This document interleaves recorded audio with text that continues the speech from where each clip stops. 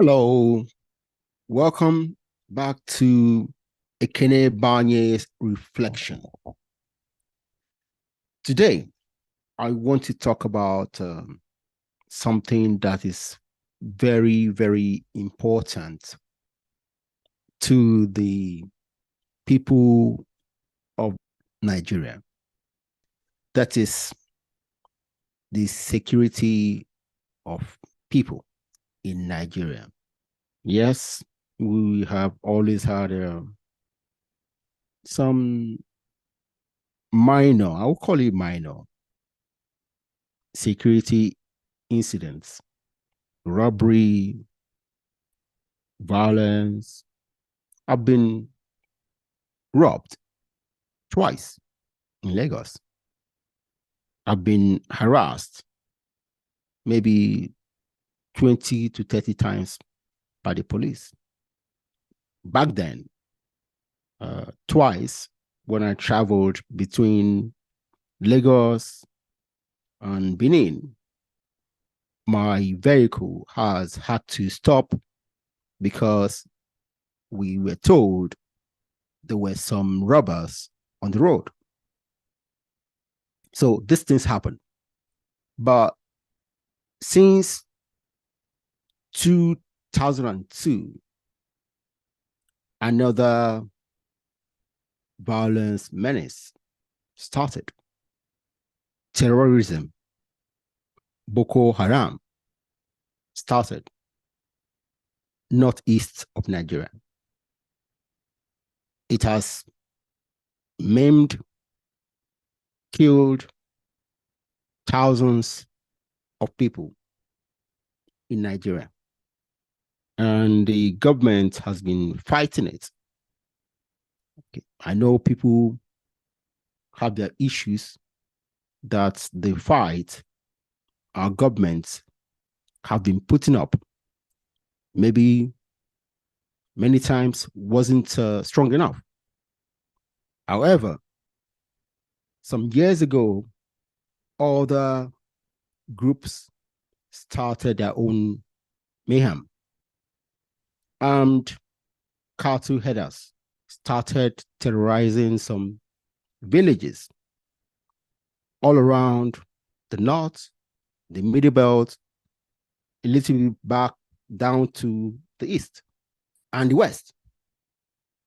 They kill people in villages, their cattle enter people's farms, eat the crops, and when people complain, they're armed, they shoot them. And then something else joined it, kidnappers. Now, in Nigeria, people are not safe. People are scared because either you live in a village or you live in a small city or you're traveling on the road or on a train, kidnappers can hold you up, kidnap you, ask your family for ransom. In 2022, a family friend was kidnapped on the train between Abuja and Kaduna. And she was with the kidnappers for months. Well, I can't tell you, I know how she was released, but I can guess maybe they paid a huge sums of money, but she was there for months. So why am I telling you this? These security issues has been raging in Nigeria. The countries of the Sahel have their own issues, terrorism. Now, because of the state of kidnapping, prominent people's family members are kidnapped very, very frequently. Now, it's not only the people who are poor, ordinary people. No, it's everybody. Nobody in Nigeria is safe. The kidnappers, they kidnap people in the capital city of Abuja in broad daylight. So no one is safe. These people go to churches, mosques, and they butcher people. No one is safe. So for some, maybe up to 2 years, I've been thinking, what is the solution? Yes, the security forces are fighting them, doing all that. I mean, our soldiers are being killed in the fights, many. Yet, it's not going down, it's increasing. So, what is the solution?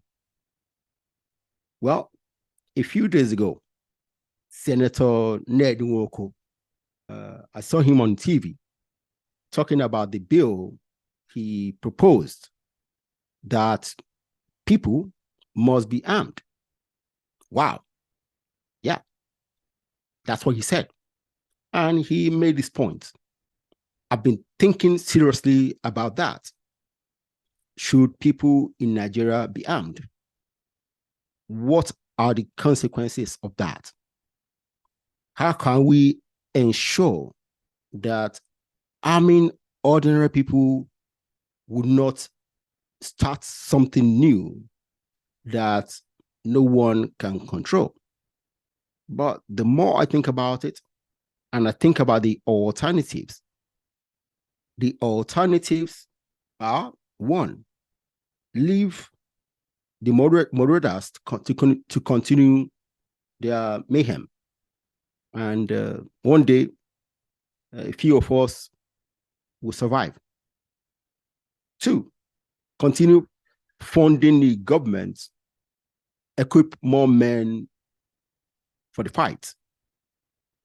Three, give the government, in quotes, more powers to shut down the whole country, to get all these men, all these armed men who are terrorizing everyone. If you really want to get them, well, maybe that's what it takes. But what are the consequences? Well, before we get into the consequences, let's hear from Senator Nwoko. Joining us on the morning show to discuss what the solutions lawmakers are looking at to fix this issue is Ned Nwoko, Senator representing Delta North Senatorial District. Good morning, Senator, and thank you for joining us on the morning show. Good morning and welcome to. Well, Senator, you have proposed a bill that the way forward is for Nigerians to carry firearms. That if everybody has access to firearms, that will check the threat of violence, it will check illegal arms trafficking and all of that. Do you still stand by that position? Wouldn't that be a prescription for complete anarchy in a country where there's so much anarchy already? Well, thank you for having me on this morning. My bill is predicated on the lawlessness that is currently pervading the nation. We all have experienced it, or we know somebody who has experienced it, somebody who has been kidnapped by armed robbers or by kidnappers or by some form of militants, herdsmen, and all of them. We have really come to a point in this country where we must make an honest admission to ourselves, which is that the security agents cannot really protect lives and properties as enshrined in the Constitution. The common man is left to his caprices, if I may use that word, the common man is not able or does not get any kind of support from the police. The police, as a force, is ill-equipped. The police is ill-funded. The police is not capable of discharging those onerous duties. I mean, that is a basic fact. I am in the Senate Committee on Police Matters, and I can tell you that we do not have the number of policemen that we need to secure Nigeria as a country. We do not, clearly. The military, on the other hand, I mean, we've been spending billions of naira over the years buying warplanes, buying different arms and ammunitions in the name of fighting terrorism and other crimes. But they are, again, also not able to deal with the issues. So a lot of money has been spent, a lot of lives have been lost, and we are nowhere near finding a solution. Look, the idea of a bill to enable Nigerians to carry arms and defend themselves is born out of desperation. The fact that people do not have the kind of protection that they need. But, you know, talking about my bill, it is not just about people carrying arms. You just don't go into a shop and buy arms. No, there are measures that are being proposed, and they are very, very strict measures. You know, like in America, every citizen has a right to bear arms as enshrined in the Constitution. In Nigeria, it is not so. So what we are trying to do, what I'm trying to do specifically, is to have a system where people who are willing to carry arms are given the opportunity to so do. Now, the first condition that must be met is that every local government area must have a gun school, gun shooting school. And so if you want to have a license to, just give me some minute, please. It's important you understand this. You know, so if you want to have a gun, the first thing to do is to be trained on the use of arms. So there will be, in every local government area, shooting schools run by former military officers, owned by them. Now, when you have been certified to have gone through that and you are able to use arms, the next step is for you to go to your king or your emir or your oba, who will give you a letter of certification to confirm that you are from that particular place. Then the next thing for you to do is to go to 2 doctors. Those 2 doctors must certify that you are mentally fit to bear arms. Then you go to your local government chairman, who must also confirm that you are from that particular local government. And then you now go to the DPO of that locality. The DPO must confirm that you do not have any criminal record, and that you are not a wanted person. What you've just described. Senator Nwoko, let me just come in very quickly. Hello? Because of our time. Can you hear me? If anyone told me I would agree for Nigerians to be armed a few years ago, I would say no, because I've always been against the public being armed. I always look at the scenes I see on the news coming from America. So that's why I mentioned that I've been thinking about the solution of this insecurity in Nigeria. And one of the things I've thought about was the public being able to defend themselves. And I struggled with it. I struggled with it. But At the end of the day, I thought to myself, who will benefit the most if you are able to defend yourself? You.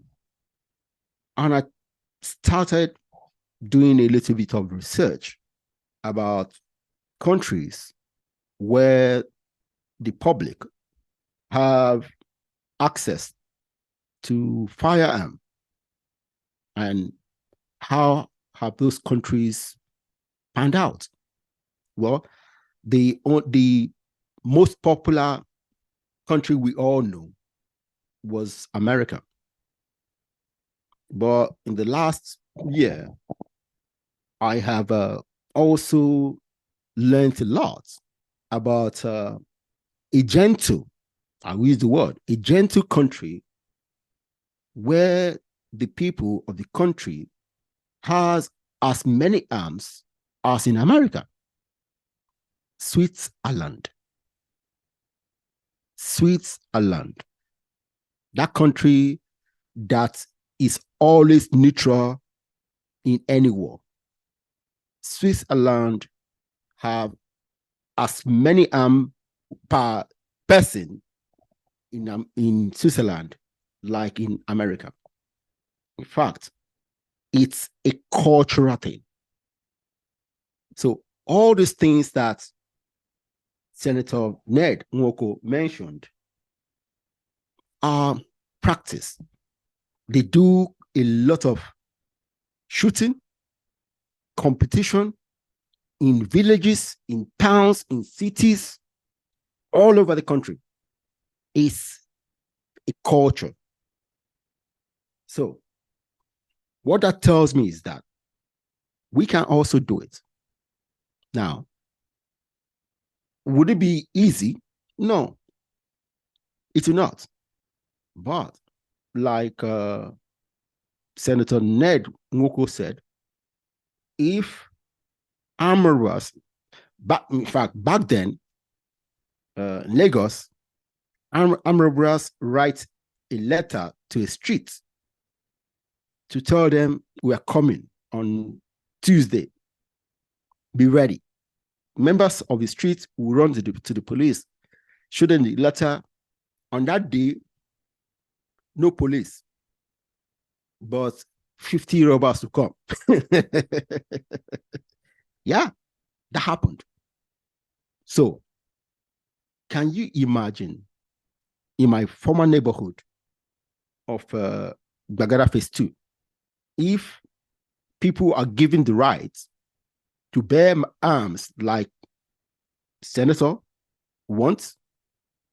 Well, I will tell you at least 50% of the residents in major upper class neighborhood may be armed. Can there still be kidnapping? Yes, but I'm sure it will be highly reduced. They will do it in hiding, not anymore that brave do it in open. That will not happen again. Will there be people hurt based on very simple arguments? Yes, but I don't think that a culture would promote that behavior, because like you clearly said, just because every household in the country have knives, and every household in the village have machete, cutlass. Do we go out to butcher other people? In fact, in the village, I know my family members have guns for hunting. So the point is this: if we do everything to make sure the right kind of people have access to firearm, I don't think we'll have many incidents that will start complaining. On the other hand, the requirement getting your king, your local government chairman to endorse you before you get, I think it may not work well, because that will not allow some corruption. That will not allow them or people in their offices who don't like a particular person will deny that person access. So we need to work out a way that people cannot use their personal grievances to deny someone from what you should have. So there are issues that we need to deal with. But on the merits, I think it's a good idea. Now, I mentioned that the alternatives, like I said, our security agents have been fighting these people for over 20 years. Yet, every year, the issues increases. So, continue funding the fight on that scale is certainly not working. Now, giving the government more powers to shut down a town, a city, a state, it's something I don't want to see. The most popular scenario is in El Salvador. What the president has been able to do with gang violence was unprecedented. The number of people killed in El Salvador in the last 10 years is unprecedented. Now, the president, he demanded the powers to do what he's doing. Yes. And it's highly successful. But how long can it last? Now, that is in El Salvador. Nigeria of a country of at least 300 tribes, giving the government the kind of powers to do what El Salvador did is not something I want to see. I can imagine how such a power can be misused. I would rather individuals have the power to defend themselves than giving unnecessary powers to the government, which can be easily misused. Already,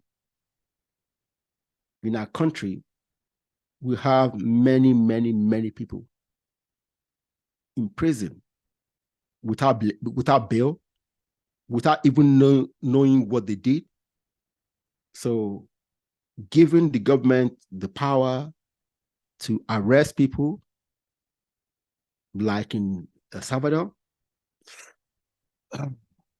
well, we know what happened 3 years ago with NSAS. We don't want the government to have the power to do what preceded the NSAS riots.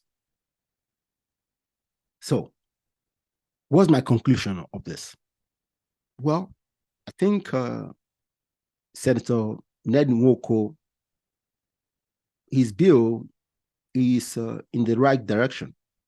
Now, how the Senate can modify it in a manner that it will come out the right way, that it will not discriminate certain people, that it will not be only for people who have money. Of course, you need to have some means to do this, unfortunately. In fact, yes, something I want to talk about. He talked about people who have ranges. Well, it's a business. Anyone who have the means to build a range, a gun range, hire ex-military with the expertise, just like any business. So I don't think it should be limited to ex-military. No, it should be open. Yeah, the more open it is, the better it is, so that we don't give monopoly to certain people. Okay, so if we want people to be armed, to be well trained, yes, let's open it to any group of people who can afford to build the infrastructure that will train people. In a local government, they should have at least 10 ranges, not only one. In a city like Lagos, they should have hundreds. Yeah.